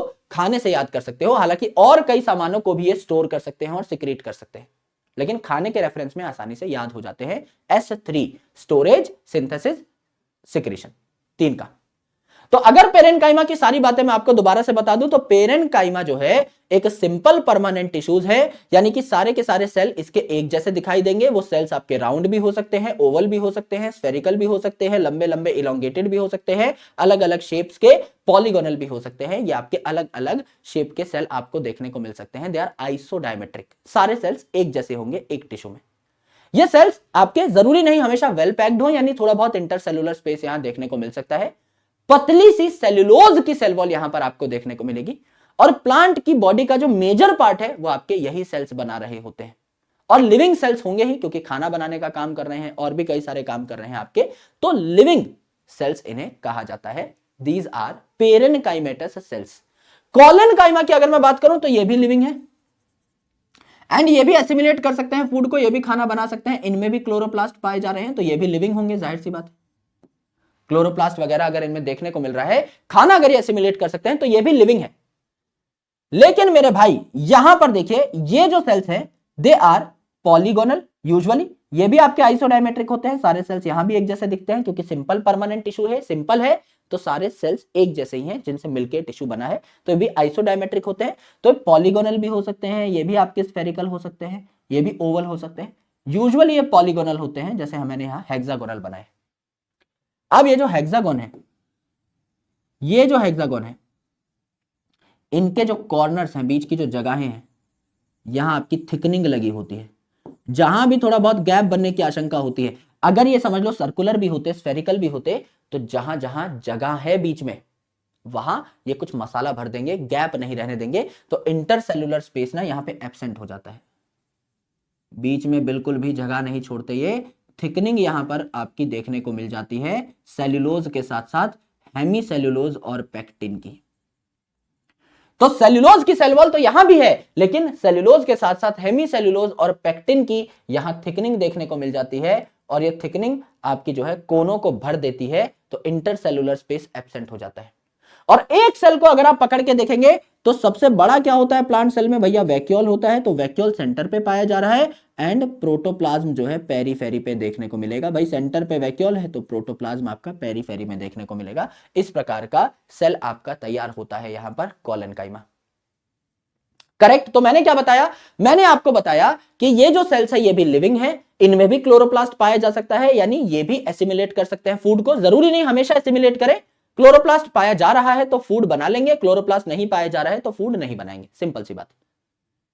ये जो है आपके पॉलीगोनल होते हैं यूजुअली, आपके ये भी राउंड हो सकते हैं, लेकिन ये भी आपके पॉलीगोनल होते हैं मेजरली केसेस में। और इनको जब आप पैक करते हो, तो इनके बीच में अगर थोड़ा बहुत गैप रह गया है, वहां आप सेल्यूलोज के साथ साथ हेमी सेल्यूलोज और पेक्टिन को भी भर देते हो, जिससे इंटरसेलुलर स्पेस एकदम गायब हो जाए। सेल के सेंटर पे वैक्यूल पाया जाता है, तो प्रोटोप्लाज्म आपका पेरीफेरी पे देखने को यहां पर मिल रहा होता है। ये भी आपने जाना। अब ये जो सेल्स हैं, इनके जो कॉर्नर्स हैं, दे आर वेरी थिक। बहुत बढ़िया तरीके से इनको पैक किया गया है, तो ये जो है थोड़े स्ट्रांग हो जाते हैं। सेल्यूलोज के साथ साथ हेमी सेल्यूलोज और पेक्टिन भी है यहां पे, तो ये बहुत स्ट्रांग हो जाते हैं, तो ये मैकेनिकल स्ट्रेंथ देने का काम करते हैं। किसको? फड़फड़ाने वाली चीजों को ये स्ट्रेंथ देते हैं, फड़फड़ाने वाली चीजों को, फड़फड़ाने वाले पार्ट्स। कौन कौन फड़फड़ाता है जीवन में, है ना, ये हमें याद रखना है भैया। अगर कोई यंग प्लांट है तो उसकी स्टेम फड़फड़ाती है, पूरी स्टेम ही जो है इधर चली में उधर चली हो रही होती है। और जो पत्ता है उसमें जो आपका पेटियोल है, उसकी जो डंडी है वो पत्ते को लहलहाने में हेल्प करती है, एज वेल एज उसकी पोजीशन एडजस्ट करती है कि ज्यादा से ज्यादा लाइट उस पर आके गिर सके। तो जो पेटियोल है पत्ते का और ये जो यंग स्टेम है, इसको क्या करती है? सपोर्ट प्रोवाइड करती है। Petiole of leaf and young stem को फड़फड़ाने का काम करती है कौन? आपकी कॉलनकाइमा, कि कहीं ये चटक ना जाए, पत्ती ना चटक जाए या फिर आपकी यंग स्टेम ना चटक जाए। एंड ये बात आप थोड़ी सी आगे पढ़ेंगे जब हम डाइकॉट स्टेम की बात करेंगे। जब हम डाइकॉट स्टेम को पढ़ेंगे तो डाइकॉट स्टेम जो है इसमें हाइपोडर्मिस यानी एपिडर्मिस, सबसे बाहर वाली जो लेयर है उसके जस्ट नीचे, हाइपो यानी नीचे, एपिडर्मिस के जस्ट नीचे लेयर पाई जाती है डाइकॉट स्टेम में, या तो रेगुलरली या फिर पैचेस में। इसे हम क्या कहते हैं? इसे हम कह रहे होते हैं मेरे दोस्त आपका कॉलनकाइमेटस शीथ, यानी कॉलनकाइमा की लेयर देखने को मिलती है आपको डाइकॉट स्टेम में। अभी ये बात समझ में नहीं आएगी, आगे चल के समझ में आ जाएगी। एनसीईआरटी में थोड़ा ऊपर नीचे दे रखा है कंटेंट, बट दैट्स फाइन। अभी के लिए आप इसको चाहें तो नोट कर सकते हैं, पर अगर चाहें तो छोड़ भी सकते हैं। जब हम डाइकॉट स्टेम पढ़ेंगे तो आपको बकायदा पता लगेगा कि एपिडर्मिस के जस्ट नीचे आपका कॉलनकाइमा की हाइपोडर्मिस पाई जा रही होती है डाइकॉट के स्टेम में। तो यहां ये पॉइंट चाहे तो स्किप कर सकते हैं, कोई बहुत बड़ी बात नहीं, राइट? यहां ये पॉइंट आप स्किप कर सकते हैं, नो वरीज। पेरेनकाइमा देख लिया, कॉलनकाइमा देख लिया, दोनों जिंदा हैं। यहां पर सेल्यूलोज की सेल वॉल है, यहां आपका सेल्यूलोज की सेल वॉल तो है, लेकिन सेल्यूलोज के साथ साथ हेमी सेल्यूलोज और पेक्टोज की डिपोजिशन भी है आपके कहां पर? कॉर्नर्स पे। तो इंटरसेल्यूलर स्पेस एब्सेंट हो जाता है, इसीलिए ज्यादा स्ट्रांग है। तो अगर कोई पूछ ले एक ऐसे टिश्यू का नाम बताइए जो लिविंग है लेकिन स्ट्रांग है, कॉलनकाइमा। ये उतना स्ट्रांग नहीं है, इसका काम है SSS, सिंथेसिस स्टोरेज सिक्रीशन। इसका काम है फड़फड़ाने वाली चीजों को मैकेनिकल स्ट्रेंथ देना। तीसरा वाला सबसे स्ट्रांग है लेकिन ये डेड है। तो कोई अगर पूछे ऐसे सिंपल परमानेंट टिश्यू का नाम बताओ जो लिविंग है और स्ट्रांग है, कॉलनकाइमा। और अगर कोई बोले भैया जो डेड है और स्ट्रांग है, that is going to be sclerenchyma, तो आपका स्क्लेरेनकाइमा हो जाएगा। जैसा मैंने आपको बताया ये डेड टिश्यू है, ये डेड टिश्यू है, यानी इसमें प्रोटोप्लाज्म का नामो निशान नहीं है। प्रोटोप्लाज्म जो है इसका कंगाल हो चुका है। इसके अंदर जितना भी लिविंग मसाला था ये मैंने निकाल दिया है, सुखा दिया है, और इसकी सेल वॉल पे लिग्निन की डिपोजिशन कर दी है मोटी सी। तो इसकी सेल वॉल जो है ये भी बहुत स्ट्रेंदी हो जाती है, बहुत मोटी हो जाती है। तो इस पे भी अच्छी खासी आपको थिकनिंग देखने को मिलती है। लिग्निन जो है ये भी आपको देखने को मिल रहा है। तो आपका लिग्निन की डिपोजिशन हो गई और प्रोटोप्लाज्म अंदर का मैंने सुखा दिया है। इसे हम लोग क्या कहते हैं? डेड सेल कहते हैं। जिसका प्रोटोप्लाज्म मैंने सुखा दिया और ऊपर लिग्निन डिपॉजिट कर दी, मतलब डेड सेल के फीचर है। तो यहां पर आपका ये डेड टिश्यू हो जाता है।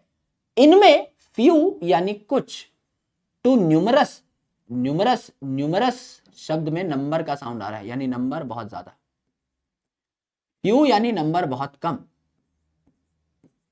यानी यहां पर आपको पिट देखने को मिल रही होती हैं जिनका नंबर बहुत ज्यादा या बहुत कम हो सकता है। नंबर आपका बहुत ज्यादा या बहुत कम हो सकता है। फॉर ट्रांसपोर्ट आपको पिट देखने को मिल रही होती है। सर ये क्या बात हुई, ये तो समझ में ही नहीं आई। एक्चुअल में ये जो स्क्लेरेनकाइमा है इसमें भी दो अलग अलग प्रकार के सेल्स देखने को मिलते हैं। फाइबर जो कि बाल जैसा होगा, एंड स्क्लेरिड जो कि थोड़ा मोटा सा होगा। अब यहां पर जो फाइबर है और जो स्क्लेरिड है, इसमें अगर आप पिट का नंबर देखें, यहां पर देखिए ये फाइबर है, तो ये फाइबर का आपका ये जो ब्राउन कलर का है लिग्निन की मोटी सी वॉल है। ये ब्राउन कलर की लिग्निन की मोटी सी वॉल आपको देखने को मिली।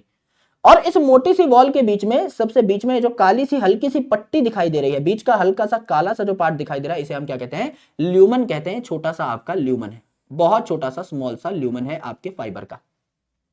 अब इस काले से ल्यूमन को बाहर से कनेक्ट करने के लिए बीच बीच में क्या है? आपके कुछ इलाके हैं जिनको हमने पिट कह दिया। कुछ रास्ते हैं जो इस अंदर की काली पार्ट को बाहर से कनेक्ट कर रहे हैं, इसे हम पिट कह देते हैं। तो ये भी आपका एक पिट है, ये भी पिट है, ये भी पिट है, ये भी पिट है। कितनी पिट हुई? 4 पिट हुई। सर बहुत फ्यू है, चुनिंदा है, तो फ्यू पिट्स।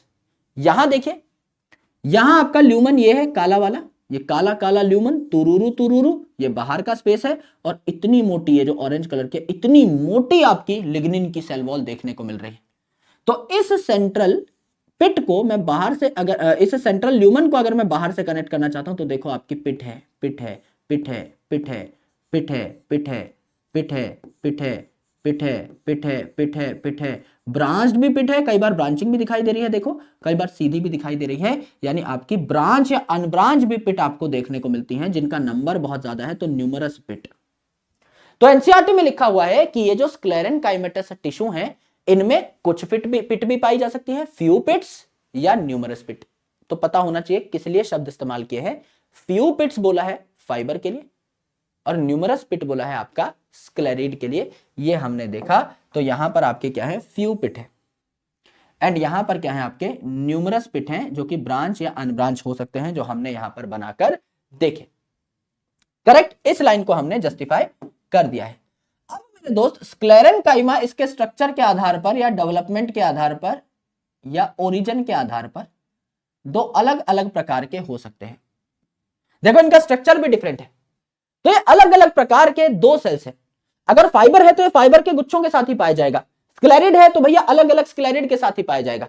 तो मेरे दोस्त ये जो फाइबर है ये आपका पहला टाइप का क्या है, स्क्लेरन काइमा है। अब देखो फाइबर है बाल जैसा, तो इसके टेपर्ड एंड होंगे, दोनों साइड से पिचका हुआ है एंड, ये आपका पिचका हुआ है, ये आपका पिचका हुआ है, एंड इसके टेपर्ड है, बीच में से थोड़ा सा मोटा है। तो आपको बीच में क्या देखने को मिला, ल्यूमन देखने को मिला। ये काला काला जो इलाका है इसको हम लोगों ने क्या कह दिया, ल्यूमन कह दिया।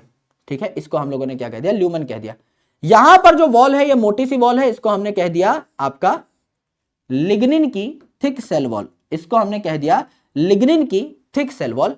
ये है आपका फाइबर जो कि पतला लंबा बाल जैसा स्ट्रक्चर है, thin long slender hair like structure है, और ये ग्रुप में पाए जाते हैं। जैसे आपके बाल की चोटी पाई जाती है ना, एक बाल नहीं होता सर पे, उसी प्रकार से जो फाइबर है ये भी आपका एक नहीं पाया जाता, ये भी आपका पूरा झुंड में पाया जाता है, पूरी चोटी यहां पर बन रही होती है। करेक्ट, ये भी आपने बढ़िया तरीके से देख लिया।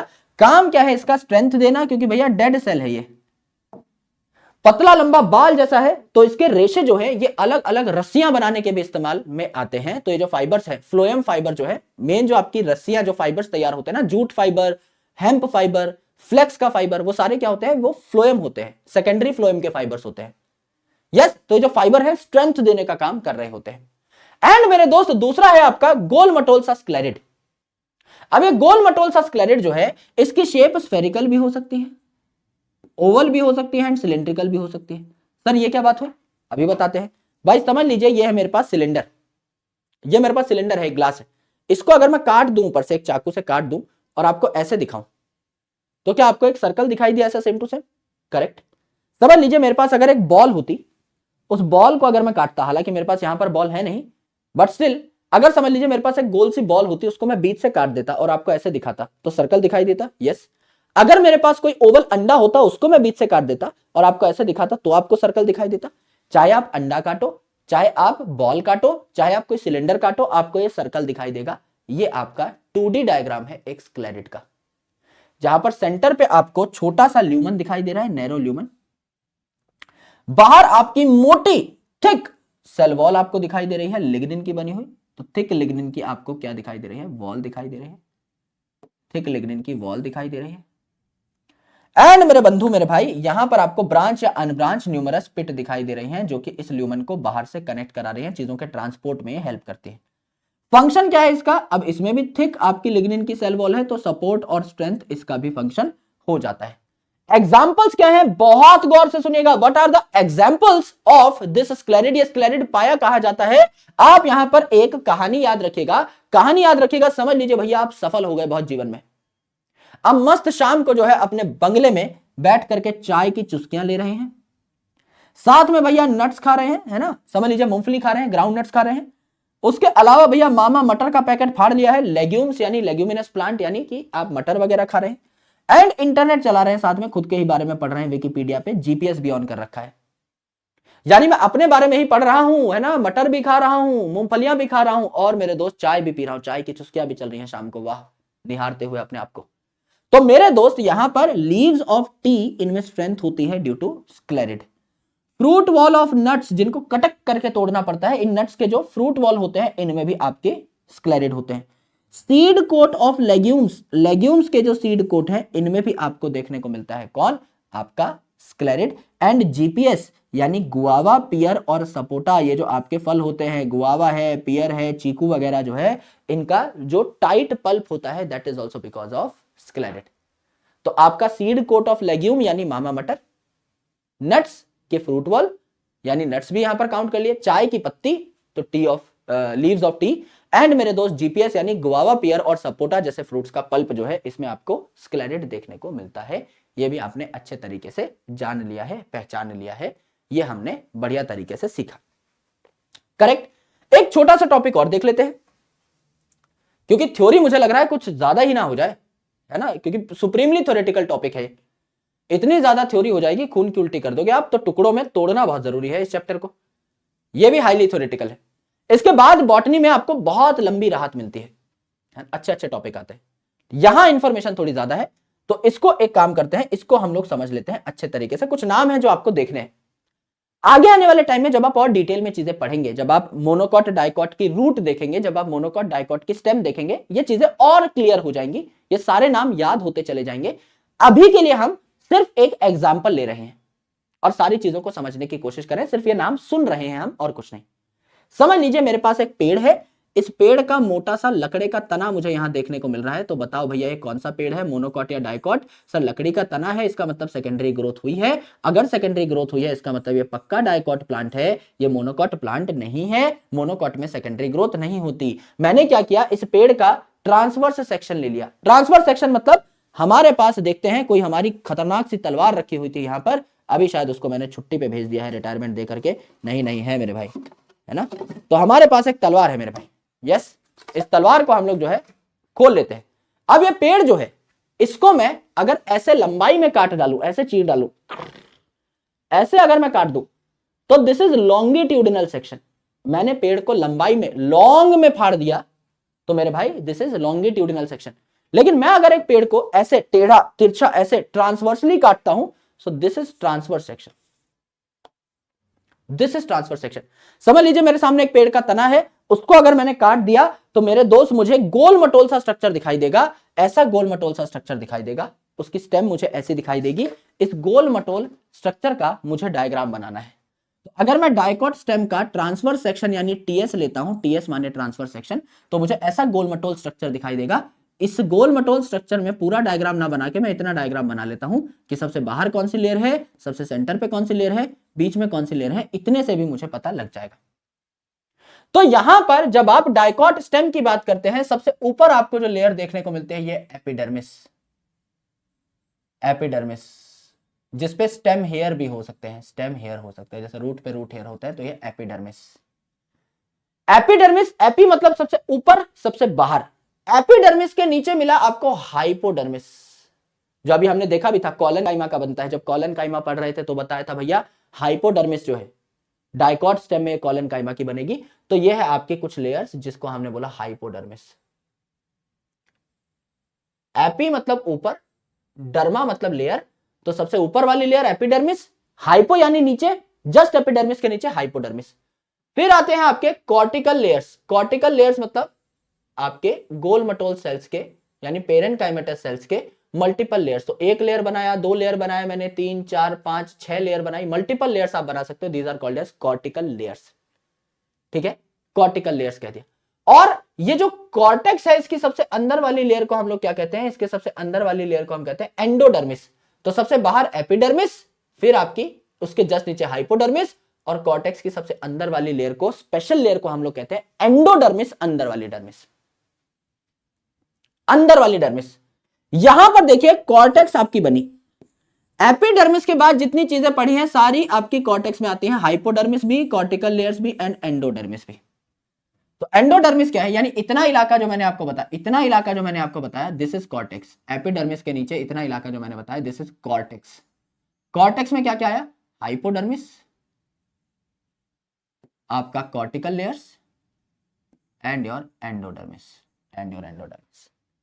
तो कॉर्टिकल लेयर्स, एंडोडर्मिस और हाइपोडर्मिस मिला के पूरा का पूरा कॉर्टेक्स बना बैठे। तो कॉर्टेक्स की सबसे अंदर वाली लेयर को हमने क्या बोला, ये देखो यहां से लेकर के यहां तक आपका कॉर्टेक्स है, तो कॉर्टेक्स की सबसे अंदर वाली लेयर को क्या बोल दिया हमने, एंडोडर्मिस कह दिया, ये कह दिया। अब कॉर्टेक्स के नीचे क्या है, आपका पेरीसाइकिल है, पेरीसाइकिल की लेयर्स हैं खूब सारी, ये आपकी एक लेयर हो गई, फिर ये आपकी दूसरी लेयर हो गई, फिर तीसरी लेयर हो गई, ये आपका पेरीसाइकिल रीजन हो गया, ये पेरीसाइकिल की लेयर्स, पेरीसाइकिल की लेयर्स, ठीक है, पेरीसाइकिल की लेयर्स हो गई। इसी पेरीसाइकिल के रीजन में पाए जाते हैं आपके वस्कुलर टिश्यूज यानी xylem phloem, xylem phloem pericycle में ही देखने को मिलेंगे, ये पेरीसाइकिल। और सबसे सेंटर पे पाई जाती है, सबसे अंदर की तरफ पाई जाती है कौन, पित्त की लेयर्स,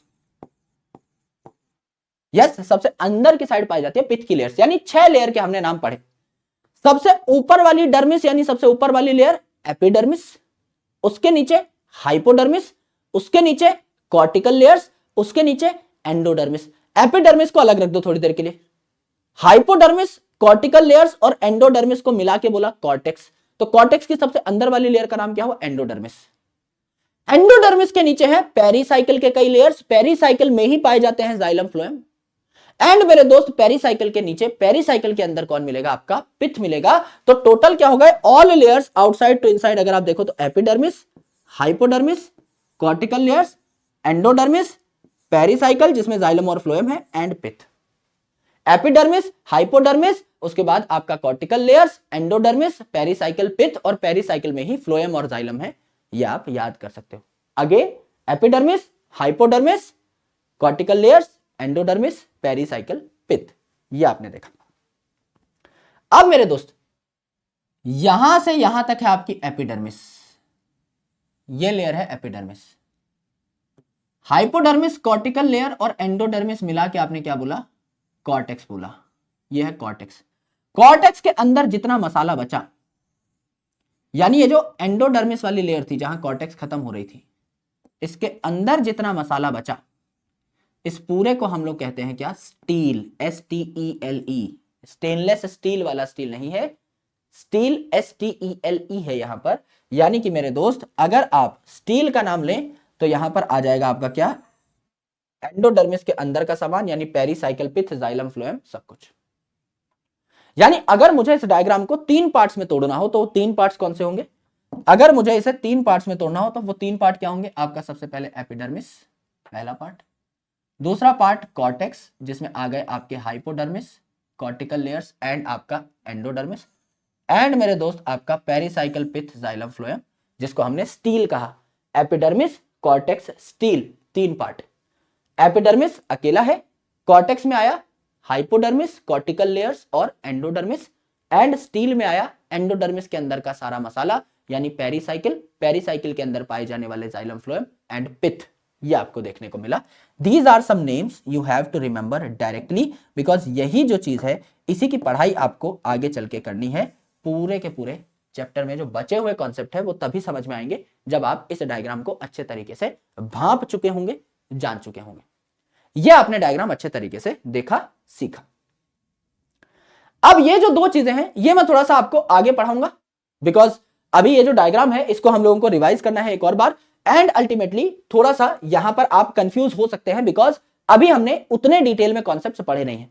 थोड़ा सा और डिटेल में जब हम चलेंगे रूट एपिकल, शूट एपिकल के, तो आपको थोड़ा ज्यादा बेहतर चीजें समझ में आएंगी। थोड़ा सा कॉम्प्लेक्स परमानेंट टिश्यूज को भी जब हम पढ़ लेंगे तो इन डायग्राम्स की ज्यादा बेहतर डेप्थ तक आप पहुंच पा रहे होंगे। तो कॉम्प्लेक्स परमानेंट में बहुत सारे नाम हैं, इसको आज के लिए इस पे रहम खाते हैं, इसको अभी के लिए छोड़ देते हैं हम लोग, है ना। इनकेस जरूरत पड़ी तो we will take another lecture, पर इसको अभी के लिए हम लोग फिलहाल के लिए छोड़ देते हैं, है ना। अदरवाइज हमारा दिमाग जो है फट जाएगा। कंसेप्चुअल टॉपिक होता तो पूरा पढ़ा देते, लेकिन अब थ्योरेटिकल है बहुत सारा जो आपने देख लिया है, इसका रिवीजन कर लेना बस एक बार, है ना। और ये मत सोचना भैया बहुत लेट कर रहे हैं, भैया को अपना काम अच्छे से आता है मेरे दोस्त, भैया जो है खींच तान के रखेंगे सिलेबस को, उसकी टेंशन तुम मत लो, है ना। बस अपने आप को 26 जनवरी तक जो है एकदम गणतंत्रता दिवस तक अपना पुराना बैकलॉग निपटाओ, उसके बाद आपको खुद पता लगेगा बैच में क्या होने वाला है। Consider the following plant tissues, plant tissues को एक बार देख लीजिए। एक्सिलरी बड है, फेसिकुलर वस्कुलर कैम्बियम है, इंटरफेसिकुलर कैम्बियम है, कोर कैम्बियम है, इंटरकैलरी मेरिस्टम है। Identify the lateral meristem among the above. Lateral meristem यानी लेटरल मेरिस्टम कह लो, सर्कुलर मेरिस्टम कह लो, या फिर आपका सिलेंड्रिकल मेरिस्टम कह लो, ये सारे आपके क्या है, सेकेंडरी मेरिस्टम यानी सेकेंडरी ग्रोथ कराने वाले मेरिस्टम के बारे में पूछा है। तो भाई सीधा आप ढूंढो, कैम्बियम शब्द ढूंढ लो। एक्सिलरी बड ब्रांच बनाता है, वो तो आपका शूट एपिकल मेरिस्टम का ही छूटा हुआ पैच है। कैम्बियम आ गया, कैम्बियम आ गया। इंटर कैलरी भी प्राइमरी मेरिस्टम है, लेंथ बढ़ाता है। एक्सिलरी बड भी आपकी ब्रांचेस बनाते हैं। शूट एपिकल मेरिस्टम के सेल्स कुछ जो पीछे छूट गए थे, विच आर लेफ्ट बिहाइंड, उनसे आपका तैयार हुआ था। तो बीसीडी जो है ये आपका सही आंसर हो जाता है। बहुत आसानी से हम इसे क्रैक कर सकते हैं। ये वाला सवाल आधा कर सकते हो, आधा नहीं कर सकते। स्टेटमेंट 1 बस देख लो, पेरेनकाइमा इज लिविंग, सही बात है, बट कोलेनकाइमा इज डेड। नहीं भैया, कोलेनकाइमा भी लिविंग होती है, स्क्लेरेनकाइमा डेड होता है। इसको हम कल बना लेंगे। एंडार्च एग्जार्च अभी कर नहीं पाओगे। Type of tissue commonly found in fruit wall of nuts. Nuts की फ्रूट वॉल में, लेग्यूम के सीड कोट में, चाय की पत्ती में, गुआवा, पियर, सपोटा के पल्प में कौन मिलता है आपको? स्क्लेरेनकाइमा मिलता है, वो भी स्क्लेरिड। स्पेसिफिक आंसर देना है भाई। स्क्लेरेनकाइमा क्या कोई भी मिल जाएगा? क्या फाइबर मिल जाएगा? नहीं भैया, स्क्लेरिड पूछा है तो स्क्लेरिड ही बताएंगे। तो थोड़ा जब दो ऑप्शन है, दोनों सही है, तो go for the more specific which is more correct, right? ठीक है, इसको बना सकते हैं कि हम नहीं, देख लेते हैं एक बार। Cell with active cell division capacity, तो ये तो हो गया मेरिस्टेमेटिक टिश्यू जो कि लगातार डिवाइड कर सकते हैं। Tissue having all cells similar in structure and function, सारे सेल्स एक जैसे हैं, तो क्या हो गया आपका? सिंपल परमानेंट टिश्यू हो गया, सारे सेल्स एक जैसे हैं। Tissues having different type of cells, vascular tissue यानी जाइलम फ्लोएम जो है, इनमें डिफरेंट टाइप ऑफ सेल होते हैं क्योंकि कॉम्प्लेक्स है। Dead cells with highly thickened walls and narrow lumen, dead cell है तो आपके क्या हो जाएंगे? स्क्लेरिड हो जाएंगे, जिनमें मोटी सी सेल वॉल है लिग्निन की और नैरो ल्यूमन है। तो मैच करके देख लेते हैं एक बार। ए का 2 है, बी का 4 है। ए का 2 है, बी का 4 है, ये एक में ही आ रहा है। सी का 1, डी का 3 देख लेते हैं एक बार। सी का 1 हो जाएगा, डी का 3 हो जाएगा। एकदम करेक्ट मैचिंग हो गई है, ये भी हम लोगों ने बना दिया है। ये अभी जाइलम फ्लोएम का सवाल आप कर नहीं पाएंगे। ये आपका एक छोटा सा टॉपिक था which we have understood in detail, जहां पर हम लोगों ने सिंपल परमानेंट टिश्यूज को पढ़ लिया है। प्लांट में जितने अलग अलग टाइप के टिश्यूज थे वो हमने देख लिए, सिंपल परमानेंट टिश्यूज को देख लिया। अब हम पहले जाइलम एंड फ्लोएम पढ़ेंगे, कॉम्प्लेक्स परमानेंट टिश्यूज के बारे में, और फिर ये जो रूट एपिकल शूट एपिकल का कंसेप्ट है इसको समझ लेंगे। एंड देन हम टिश्यू सिस्टम्स की डिस्कशन स्टार्ट कर देंगे। और जैसे ही टिश्यू सिस्टम की डिस्कशन स्टार्ट हुई, उसके बाद आपके 3 टॉपिक बचेंगे, monocot root versus dicot root, monocot stem versus dicot stem, monocot leaf versus dicot leaf. तो ये आपका 3 लेक्चर के अंदर पूरा का पूरा चैप्टर फिनिश हो जाएगा। 3 टुकड़ों में ये पूरा का पूरा चैप्टर रैप हो रहा होगा। एंड देन हम लोग बढ़ेंगे towards cytology in case of botany, and उसके बाद हम लोग प्लांट फिजियोलॉजी के ऊपर चढ़ाई कर रहे होंगे, उसको अच्छे तरीके से पढ़ रहे होंगे, जान रहे होंगे, सीख रहे होंगे। आई होप आपको लेक्चर की ड्यूरेशन बहुत ठीक लग रही है, बहुत सेट लग रही है, कुछ आपके ऊपर लोड नहीं है। कोई और भी फीडबैक हो, कोई और भी चीज आप मुझसे चाहते हैं तो मुझे प्लीज बता दीजिएगा। उन सारी चीजों के ऊपर काम कर लिया जाएगा और आपके लिए सारा का सारा मटेरियल एक कंसोलिडेटेड फॉर्मेट में तैयार कर दिया जाएगा। मैं ऑलरेडी काफी कुछ तैयार कर रहा हूं, बट अभी मैं आपको कमिट नहीं करना चाहता because I am also running out of time. तो इसीलिए जो भी चीजें जैसे जैसे बनती जाएंगी टेलीग्राम पर अपलोड होती जाएंगी, बैच में भी अपलोड होती जाएंगी। अगर आपके पास टेलीग्राम नहीं है तो कोई दिक्कत नहीं है, बैच पे सारी चीजें आ जाएंगी। अगर आपके पास टेलीग्राम है तो वहां भी एक बार कनेक्ट कर लीजिएगा, वहां थोड़ा पीडीएफ शेयर करना आसान होता है, तो आपकी नोटिफिकेशंस वहां इजीली मिस नहीं होती। तो इस क्यूआर से ज्वाइन कर लीजिएगा। ऑलराइट, चलो मेरे भाई, lots of love, thank you so much. मुलाकात होगी आप सभी लोगों से कल, तब तक के लिए अपना ध्यान रखिए, पढ़ाई करते रहिए। जय हिंद, शुक्रिया, take care, bye bye, love you all, thank you.